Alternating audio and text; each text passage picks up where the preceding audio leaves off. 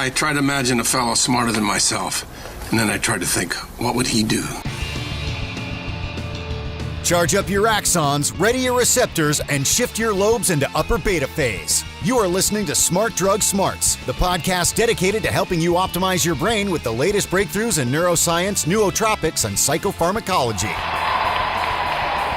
Hello and welcome to Smart Drug Smarts. My name is Jesse Lawler. I am your host, and this is the 158th episode of this podcast dedicated to the ongoing betterment of your brain by any and all means at your disposal. One thing that is probably not at your disposal is a firm grasp over your family tree, or at least the upstream branches of your family tree. We do not pick our parents, although by picking our romantic partners, we do have a decent chance of being able to pick some attributes of our offspring, even if we do not contain them genetically within ourselves. But along with the, he's got your eyes kind of stuff, to a certain extent, we all have our parents' brains. And of course, we also pick up our parents' habits and affectations. There's the ever-present nature versus nurture debates in such things. But with the holiday season now upon us, and a lot of people are going to be getting together with their family members over the course of the next couple weeks, probably more so than they do in the rest of the year, this episode is going to be all about looking at intelligence's heritability. How much different aspects of our brains are owed directly to the genetic endowment that we get from our parents. We're going to be talking with an expert in the study of that field, Dr. Geoff, who has been looking at data from some long-term studies, longitudinal studies, so hopefully leave you prepped with some good reasons to be thankful or for bitter recriminations or whatever it might be when you're around the table with your family this holiday season. That'll be in the main interview. If you hang around until the very end of the episode, keeping it kind of on the holiday theme, I'm going to provide you with one surprising and yet scientifically backed reason why it might be reasonable to be afraid of Santa Claus. You'll have to wait around for that. That'll be in the Ruthless Listener Retention gimmick. But first, let's kick things off as usual with This Week in Neuroscience.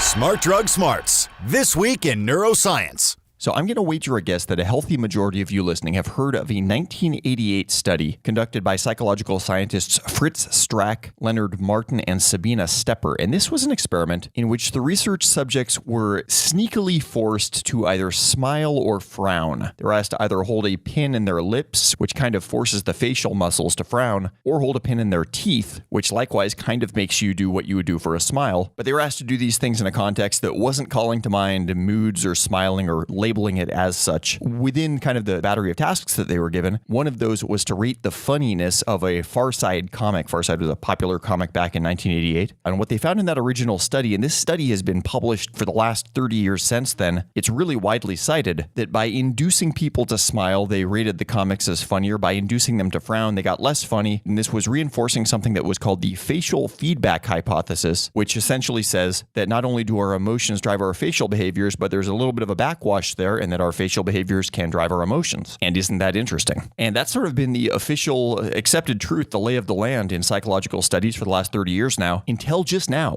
There's something called a Registered Replication Report, RRR, which is when scientists see if they can replicate the experimental results found in earlier studies, basically just doing a big scientific double check, seeing if things stand up to scrutiny, seeing if there might have been some messed up data, some hidden confounding factor that hadn't been recognized at the time, stuff like that. A good idea. And researchers at the University of Amsterdam Psychology Department decided it might be time to look back at that 1988 study, and they coordinated a replication effort across 17 different labs, with each lab following a vetted protocol that was registered online. The protocol of how they were going to conduct the study was registered publicly online prior to any of the labs actually collecting new data. The goal was, of course, to replicate the original study. They did make some small changes. Even though they got the original Far Side cartoons from Fritz Strack, one of the original researchers, I guess they culled down the cartoon list a little bit. They had people go through them and make sure that they were still funny by modern standards. I'm not sure how much comic humor has changed in the past 30 years, but apparently they thought it had a little bit. They also didn't want any variance between the labs based on the interaction between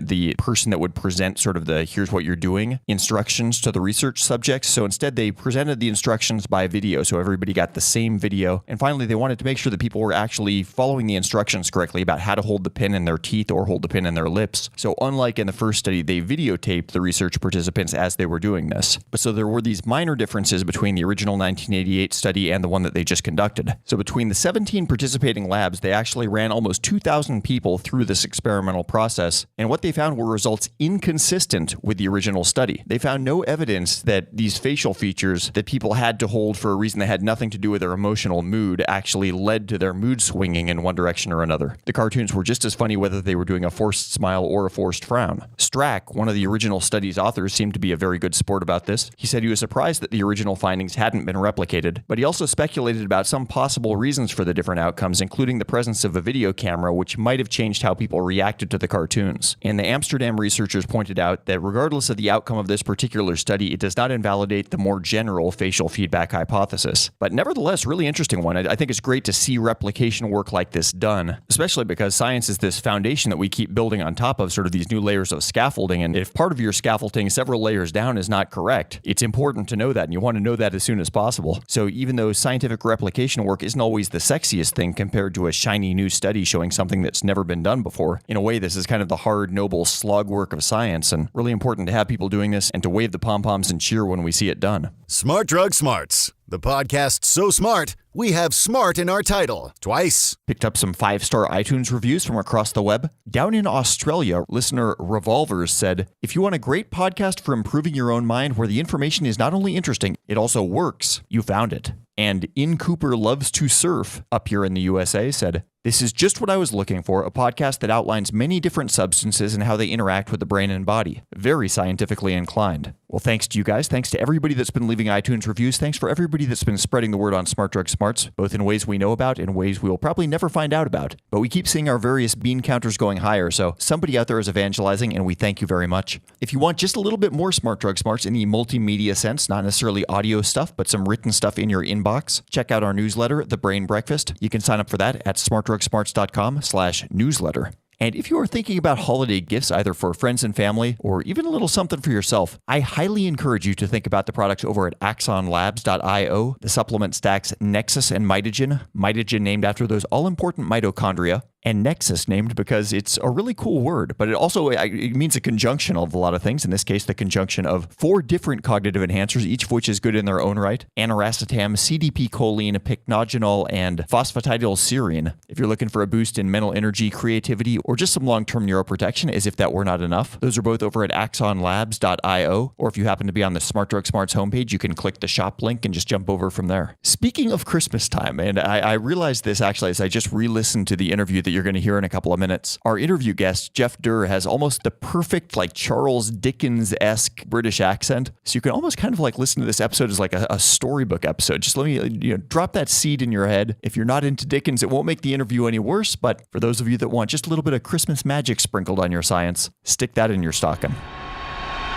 Smart Drug Smarts. So Geoff Durr is a senior research fellow at the University of Glasgow's Institute of Health and Wellbeing, and we're going to be talking with him today all about the ideas around the heritability of intelligence. Heritability, as you might expect, has something to do with the word inheritance. Specifically, in scientific lingo, it would be the ratio of the genetic variance of a population to its phenotypic variance. Phenotypic would be the expressed real-world variance, what comes out when you actually follow the genetic recipe mixed with the epigenetic instructions, see what manifests itself in reality versus just what was in the genetic playbook. Put another way, heritability would be the proportion of variability that is genetic in origin. And put yet a simpler way, it would be the nature part of nature versus nurture. So again, the stuff that we're going to be talking about today is a bit more retrospective. If you're looking at your own brain, how much of that is an endowment of your parents? Of course, if you want to be proactive about this, it would be thinking about the next generation if you're of a baby-making age or mindset. So something for everyone here. We all have genetics. So happy holidays, my best to all of your families. And let's jump in with a discussion of intelligence heritability with Geoff Durr. Originally, having left college, I didn't have a very clear idea of what I wanted to do, and I spent some time as a research field worker on a survey of accidents to children. And that really got me interested in research itself, and it got me to like children as well as a sort of interesting byproduct. From there, I went on to work in research on psychiatric case registers, as they were sort of psychiatric databases, for several years in Cardiff, where I'm from, in Wales.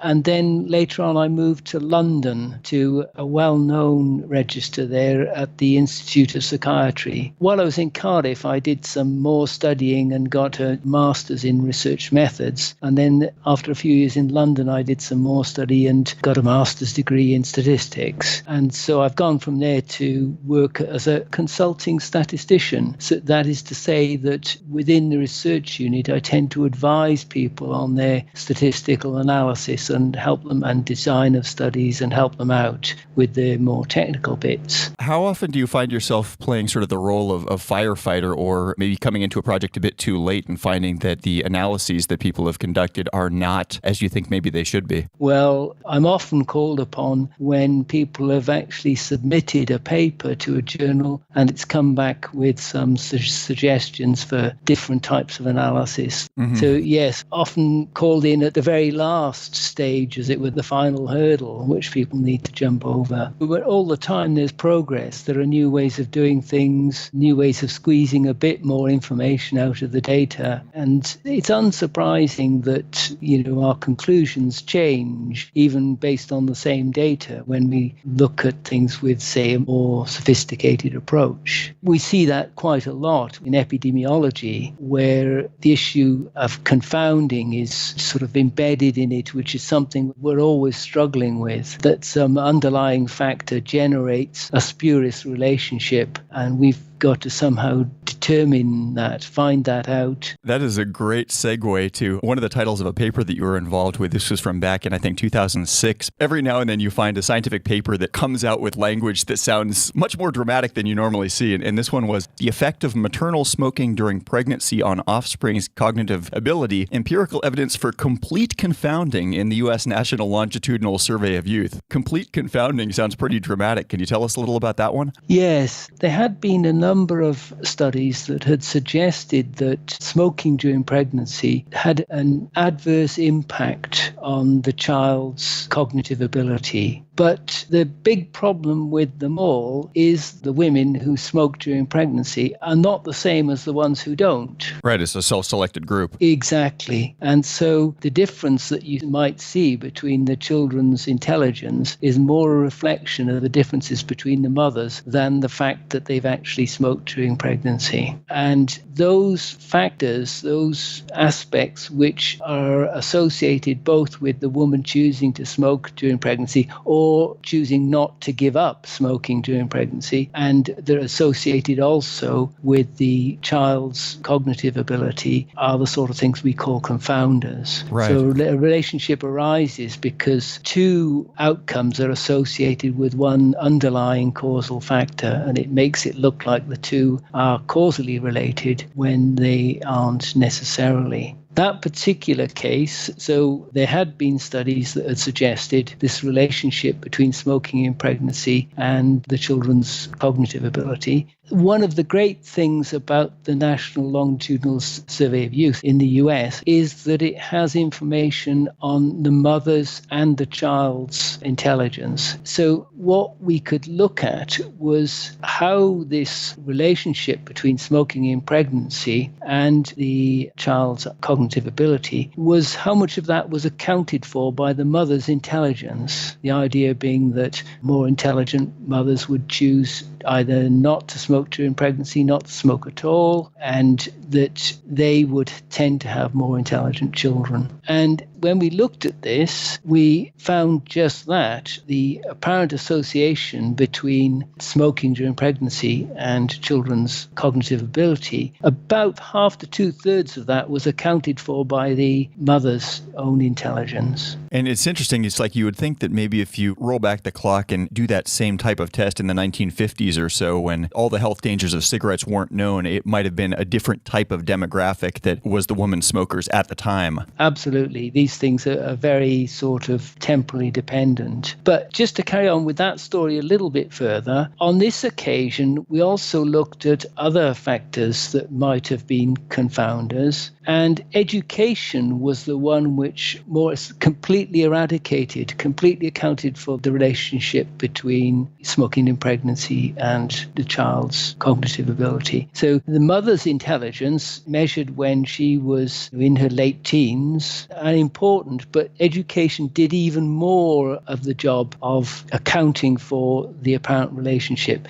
such the relationship disappeared entirely. The effect size was no longer there at all. Not only was it not statistically significant, in fact, it even popped the other way round to a very small degree in one instance. So that's what we meant by complete confounding. Mm-hmm. The confounder in this case, the mother's achieved education, accounted for the whole association between smoking during pregnancy and the child's. That's really fascinating. It almost seems to imply something about nurture being stronger than nature if the mother's measured intelligence wasn't as large of a factor as her level of education. Obviously those two have got to be correlated somehow, but it's interesting that the one is a stronger effect than the other. It is interesting because, as you say, they are correlated. What tends to dominate somebody's educational achievement is their intelligence and the most educational systems. Mm-hmm. But it is interesting, first that you've got this complete confounding, that you've explained pretty much everything, and that's not often the case because you usually explain a lot, but not everything in terms of relationship. But yes, it does also tell us something a bit more, that education, in a sense, provides some more wherewithal to, say, live a healthy life. When you think of it that way, it's perhaps not all that surprising. But over and above the woman's innate or the woman's own teenage ability, the education, which generally speaking will have been achieved a little bit later, college or something like that, then that has also provided something on top, provided something extra. You mentioned just a bit there about education leading to healthy behaviors and sort of good lifestyle choices. Some of the other studies that you've been involved with have looked at how predictive intelligence in youth can be as far as things like long-term mortality and long-term susceptibility to mental disorders. Can you talk a little bit about those studies? Yes. Again, we've done quite a lot of this now. This whole area, which is now called cognitive epidemiology, has come to the fore over the last 10 years or so. And it's now fairly well established that early life intelligence is associated with living longer. And there's not only individual studies, the largest ones tend to be done in Scandinavia, where they have national conscription and test the intelligence of all the conscripts. And so there you get really large samples, like 1 million.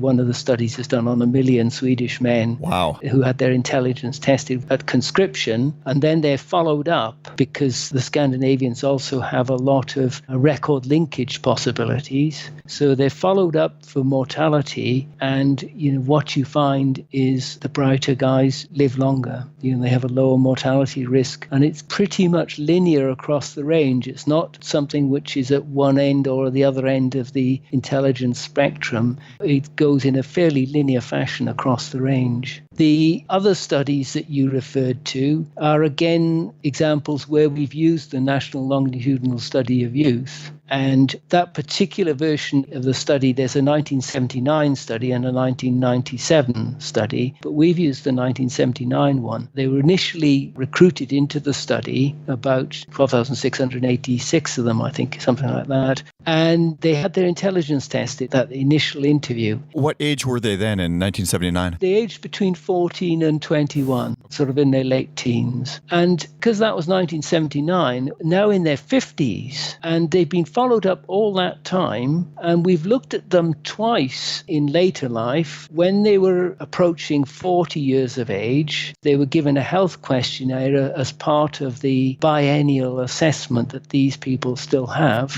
the ones that still take part. So we looked at them when they were 40, and more recently, we've looked at them again when they were 50 at another sort of health assessment. And what we see there is pretty much the same as we're seeing with mortality. Most of the health outcomes or symptoms that were assessed are associated with their intelligence as measured in their late teens. So it's not only mortality that we're seeing this association for, but it's a wide range of health symptoms and health measures in sort of middle and later life. Since there's so many potential causes for a person to die, I'm wondering if that correlation is sort of equally distributed across all the different potential paths to mortality? Actually, that's a very good point, because it's not. I suppose strongest and most consistent relationships that we see are for things like like cardiovascular disease and a bit of respiratory disease. We see relationships with what are called external causes of death, sort of homicides, accidents, that sort of thing. But they tend to be relatively rare causes of death. There aren't that many of them around, but there seems to be a relationship there even so in some studies. But for the regular sort of causes of death that count for most of the ways people die, cardiovascular disease, but the interesting exception tends to be cancer. That tends not to be either as commonly or as strongly associated with earlier life intelligence. And you will get no prizes for guessing which cancer might be the exception to that rule. Put me on the oncology hot seat. I want to say brain cancer. Lung cancer. Yeah, that makes sense. It's a cancer you opt into. It is one, obviously the major cause is smoking, and smoking tends to be associated with intelligence. So lung cancer amongst the cancers is the exception. The other cancers tend not to be associated with earlier intelligence. And when we published something on that recently, again using the National Longitudinal Survey of Youth, one of the reviewers quite rightly pointed out, well, of course, we know what the causes of cardiovascular disease, respiratory disease and such like are, but we don't know nearly as well what the causes of cancers are and therefore how to avoid them, which of course is one of those points that somebody has said it is both blindingly obvious, brilliant at the same time. So there's a sort of hint at why that is the case. I've mentioned smoking in respect to lung cancer, but of course smoking is also a major contributory cause for coronary heart disease as well, and of course respiratory disease. So that's sort of mediating mechanism that's potentially very important in generating this relationship that we see. Tell me about some of the studies looking at the intelligence of a mother and the birth weight of her children and the intelligence of those children and how those all interrelate with one another. Yes, again, without banging on too much about it, the National Longitudinal Survey of Youth was again the key study for this. And I should say that it's to the great credit of the American system that funds these large studies, but then provides the data to academics worldwide for free. So here I am working in the UK and I have free access to all this wonderful data that's being collected courtesy of the US taxpayer. Yeah. But it's a win-win situation because what's been happening is that the academic community worldwide is being harnessed on a voluntary basis to analyze the data. But let's come back to birth weight. In the National Longitudinal Study of Youth, as these people got older, the women in the study who were having children, as you'd expect, had their children recruited into a sort of add-on study. Okay. So that when the people in the original study, the women only, not the men, when the women were being assessed, if they had children, their children were being assessed as well. And part of the assessment of the children was various types of cognitive tests, one particularly called the Peabody Individual Attainment Test. So that was the test which we used to demonstrate or to examine whether there is an association between birth weight and cognitive ability in the children of normal birth weight range. But we also had the mother's own intelligence as measured when she was a late teenager. And so we were able to ask ourselves how much of the relationship between birth weight and cognitive ability is explained by the mother's own intelligence. And the answer was really quite a lot, up to about 2/3. Huh. Yes, this in a sense could be quite a surprise because obviously we know that the child's intelligence is related to the mother's. We know that intelligence is a fairly heritable quantity, but association with birth weight wasn't quite so obvious. And for the mother's intelligence to to explain the relationship, it has to be associated both with the child's intelligence and with the child's birth weight. So it's not entirely obvious how that would come about. And a couple of the possible explanations we put forward was, first of all, that it could be some common genetics which would influence both the birth weight and the intelligence of the children. Or it could be, as with the smoking during pregnancy thing, the more intelligent women were perhaps providing a healthier intrauterine environment for their children when pregnant. It's interesting because it doesn't seem like it's an intuitive finding, but I feel like part of that's because Western society has this false paradigm that brains and brawn are somehow at odds with one another, which we kind of think that like a physical giant of a baby, maybe they might not be as mentally gifted for some reason. That intuition seems to be there, even though the data certainly doesn't back that up. Yes, we do have that contrast, don't we? And actually, you've set me thinking there. I've never really thought to have a look at whether that holds up empirically. So that's a thought. We've got work going on which is similar, but it's really between intelligence and body weight rather than strength. The opposite is true there, that more intelligent people tend to be slimmer. But that's not the same as the brains and brawn. And maybe we should have a look around and see whether that's testable somewhere. Well, it's funny. I've read somewhere, and I can't remember exactly where, but that physical strength at any age is positively correlated with overall life expectancy. So you're expected to live longer the stronger you are. And it seems like it might come back and correlate a little bit with the findings that you mentioned about intelligence and lower morbidity rates. Maybe those two, the Venn diagram overlaps as well. Quite possibly. I don't think we've looked at that, but I know the sort of study you're referring to. Grip strength, the amount of pressure you can exert by gripping something in your hand, is a good predictor of mortality and of sort of aging. That, I think, is well known. We haven't not yet looked at the relationship to cognitive ability. Back to something we were talking about at the beginning of the conversation, that as the discoveries that science is making nowadays are perhaps less obvious and things that have to be teased out as like probabilistic findings from a much larger data set than scientists in earlier eras, is that some of the inherent difficulty that science faces nowadays? Most of the really obvious things that we can find out about the universe have already been found out, and we're having to kind of look into deeper nooks and crannies and do mathematical analyses to find things, to basically uncover new truths. Or to sort of settle old debates. Another one of the studies that we did using the NLSY was to try and settle or to give maybe a slightly better answer to the question of whether men are more intelligent than women or not. Oh no, potentially the world's biggest can of worms. Well, exactly. This was a hot potato, as you could imagine. And it was round about the time when the Dean of Harvard,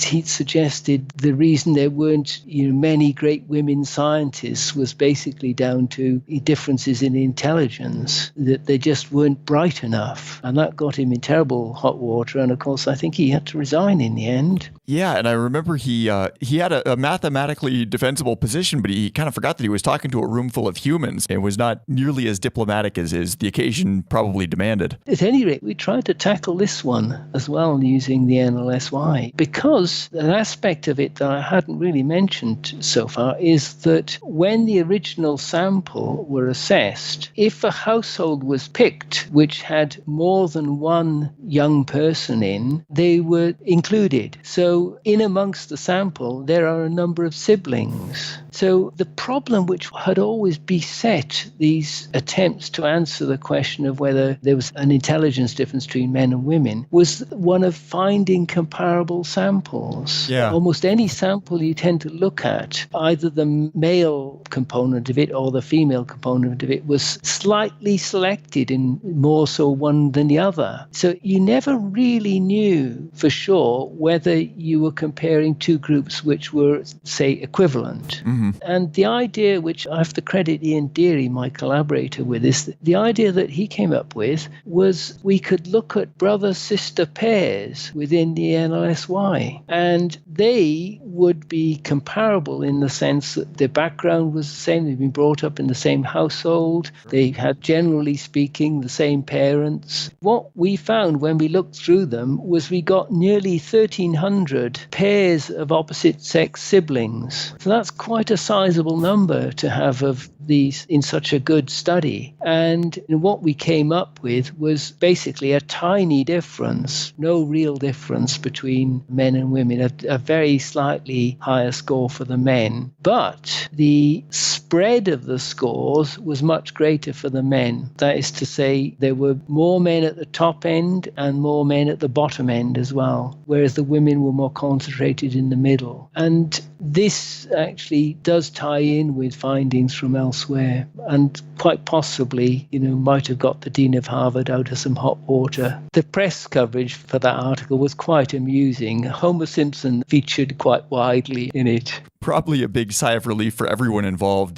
Just saves a lot of arguments that the median between the sexes is pretty much the same. So looking forward, what are you still curious about? What would you like to see next in the studies of these large data sets? We're still working on the LSY now. We've just looked at them when they were 50 as well. And we're doing some more work on cross-generation things. Currently, we've got a PhD student looking at the association between the mother's intelligence and the child's weight in terms of body mass index, how much fat they've got on them, basically, because the body mass index is weight divided by height or by height squared. So it's really mainly what it measures is how fat people are. We're looking at that at the moment and whether it has an association and whether that holds throughout childhood, whether the child's own ability is related. So that's ongoing at the moment. What have we seen as far as correlation between fathers and children intellectually? Is there nearly as strong of a correlation as there is with mothers and children? Well, one of the problems there is just the father's intelligence is much less commonly assessed. As I mentioned with the LSY study, they only followed up the children of the female members. So the male members of the original study didn't have any children of theirs followed up. Gotcha. And I can imagine that's for a number of sort of pragmatic reasons. So the problem is that the weight of evidence is not there. We don't have as much information. There are a few studies, and they do tend to show similar relationships with the father's intelligence, but there are a lot fewer than the ones which have information on the mother. I remember reading that in most countries in which they've looked at who the father on the birth certificate is versus who could be the father genetically speaking, that there's quite a bit of paternity discrepancies that are found there that really might be sort of throwing sand into the gears as far as looking at the purported father's genetic inheritance to the child. Absolutely. And I think that will have been one of the considerations in the minds of the people running the study when they decided to just follow up the children of the women. Yeah. I think,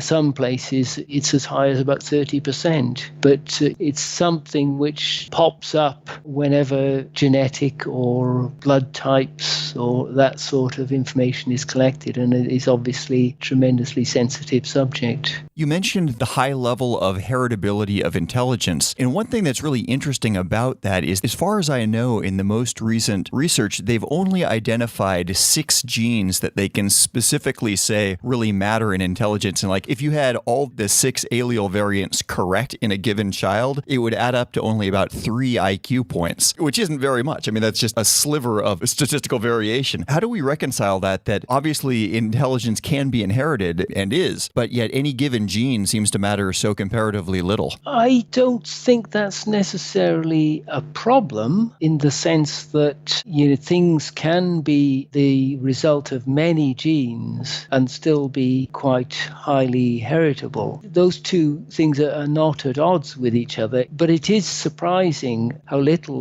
we can explain when we look at individual genes. This is not really my area, but I think it's what they call the problem of missing heritability.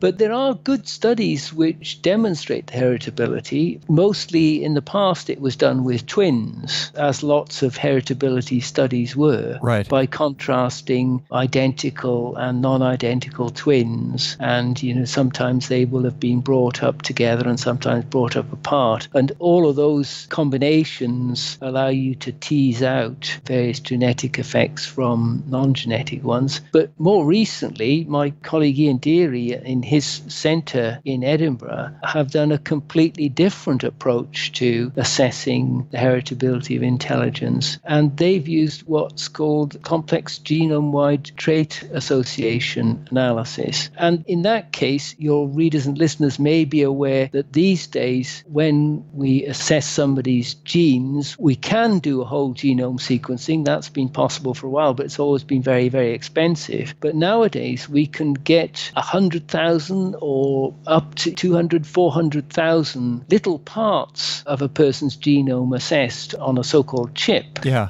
Now, what Ian and his colleague Peter Vischer, who really devised this, what Peter Vischer realised is that if you look across these 100,000 or 200 or 400,000 little parts of the genome for two people, and at each point you say yes or no, they have the same value, then you get a pretty good measure of how genetically similar those two people are. And if you do that with a whole bunch of people, you can get a measure of heritability out of it. They've actually done this for intelligence and got pretty similar results to the twin studies, which was a marvellous way of estimating heritability from unrelated people. Just by looking at across hundreds of thousands of parts of the genome. It's nice that we have the data and the computing firepower to be able to look at things in this whole new way now. Yeah, it is another one of those sort of brilliant inventions that seems so simple once you've had it explained, but it's absolutely brilliant. Yeah, it's tough to do on an abacus, though. Absolutely. They need big machines chuntering away for days and days to do this sort of thing. Yeah. You've also been involved with some studies looking at breastfeeding and intelligence and how those two are correlated. Well, that was one which caused a bit of a stir at the time. Again, we used the NLSY, the mothers and children, and we looked at the question whether breastfeeding enhanced the intelligence of children. And what we were able to do, again, was to look at the association between breastfeeding and the child's intelligence, but then to take account of the mother's own intelligence. And whereas many studies going back almost a century now have shown this relationship between breastfeeding and childhood intelligence, very few of them had been able to take account of the mother's intelligence. And what we found was the effect, which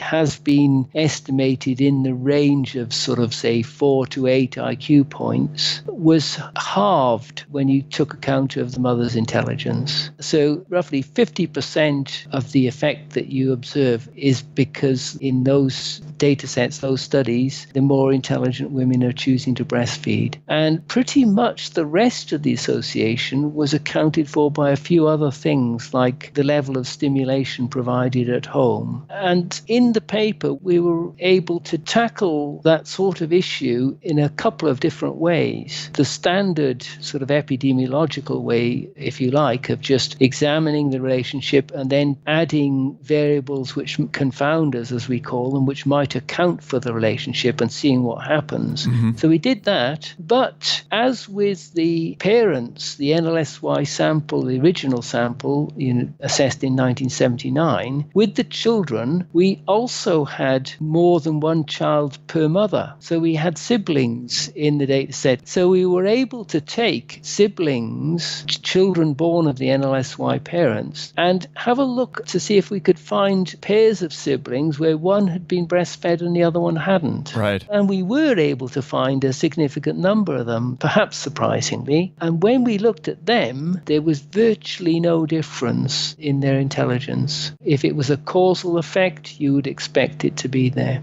Which kind of calls into question whether breast milk is really the sort of panacea that it's often purported to be. It does a bit, but what you've always got to bear in mind with the whole breastfeeding debate is that the effect of breastfeeding is not one thing. It entirely depends on what the alternative is. And so if you think of modern, industrialized, developed countries, the alternative will tend to be an enriched formula prepared in sterile conditions with good clean water and so on. Whereas if you go to a less developed country, the alternative won't be nearly as either nutritious or sterile. The water supply might not be good.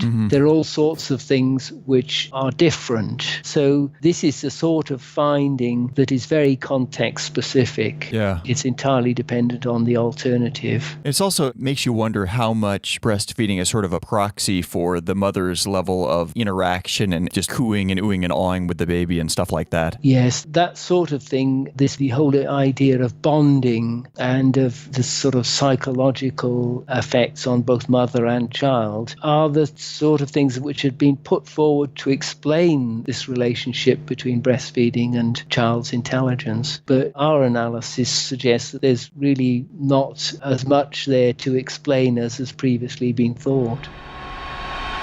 Smart Drug Smarts. So thank you so very much to Geoff Durr for taking the time for that conversation. Lots of really interesting stuff in that one. We let that run a bit long and covered some topics like the longevity stuff and how that ties back to intelligence that didn't even have much to do with heritability, but I figured would probably make you feel good as a listener. The average intelligence, I think, of this listening audience is quite a bit higher than the general population, and so statistics are on our side. Hopefully we'll have some very long lives among us as well. Also really interesting to see the impact of education. Obviously, in the real world, education and intelligence are interwoven.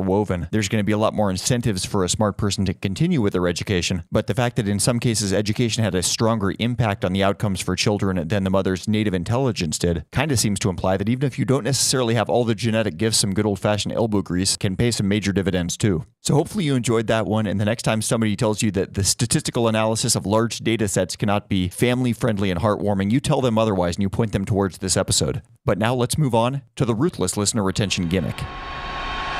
Smart Drug Smarts. Ruthless listener retention gimmick. So picture this scenario. It's the dead of night, and you wake to a sound. Somebody is in your house. They're in your living room. They've apparently broken in with you unawares, and it's a full-grown adult human male, and he's got a bag of valuables, possibly many of which are yours. That's a scary scenario. That's the kind of thing that gets your blood boiling, makes you panic. If you're the responsible adult in that household, chances are you feel threatened. Unless, of course, we're talking about Santa Claus. And maybe that bag is just toys that are intended to give to you rather than him stealing your stuff.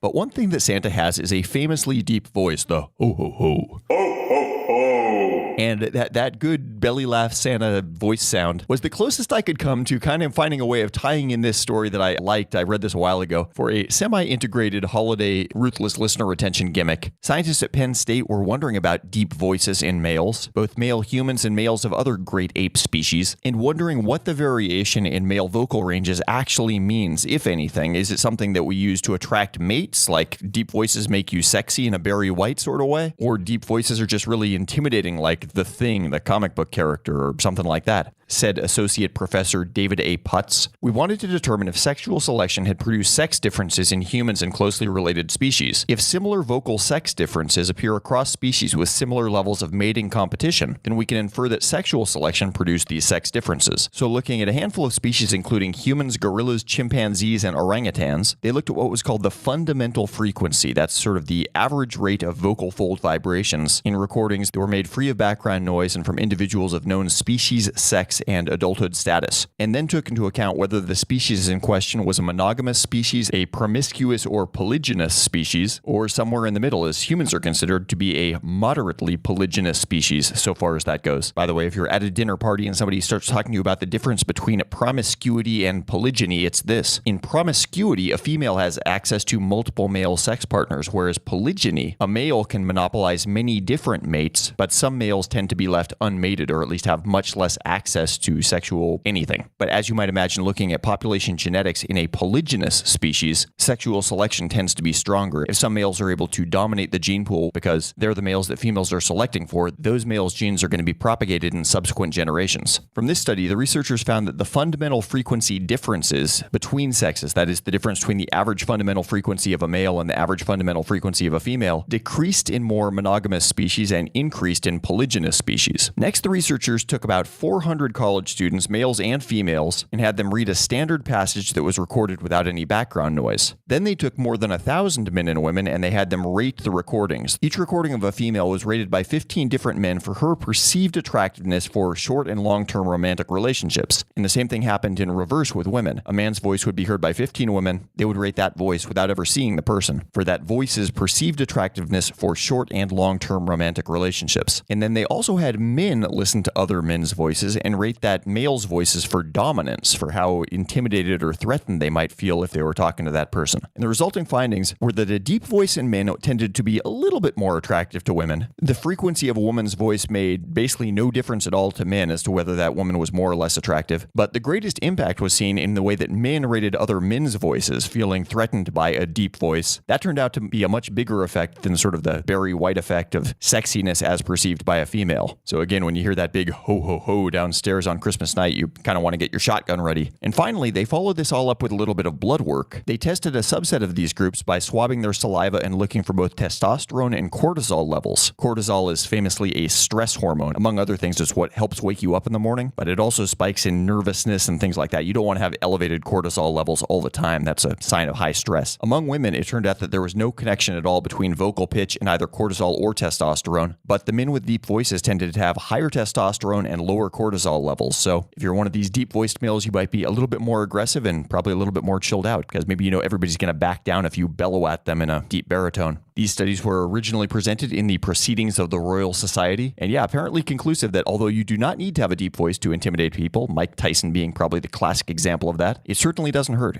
We like to think of ourselves as a digital speakeasy for brain hackers, but you can call us Smart Drug Smarts.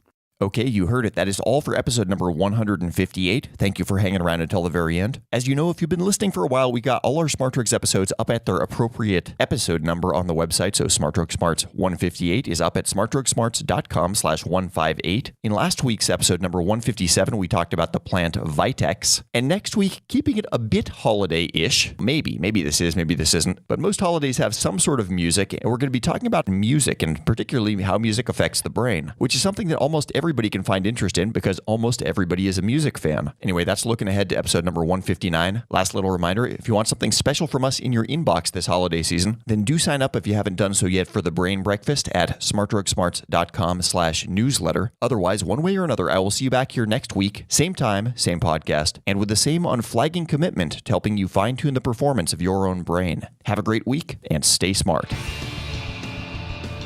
You've been listening to the Smart Drug Smarts podcast. Visit us online at www.smartdrugsmarts.com and subscribe to our mailing list to keep your neurons buzzing with the latest in brain optimization. Smart Drug Smarts should be listened to for entertainment purposes only, although some guests on the show are medical doctors, most are not, and the host is just some random guy. Nothing you hear on this podcast or read at smartdrugsmarts.com should be considered medical advice. Consult your doctor and use some damn common sense before doing anything you think might have a lasting impact on your brain.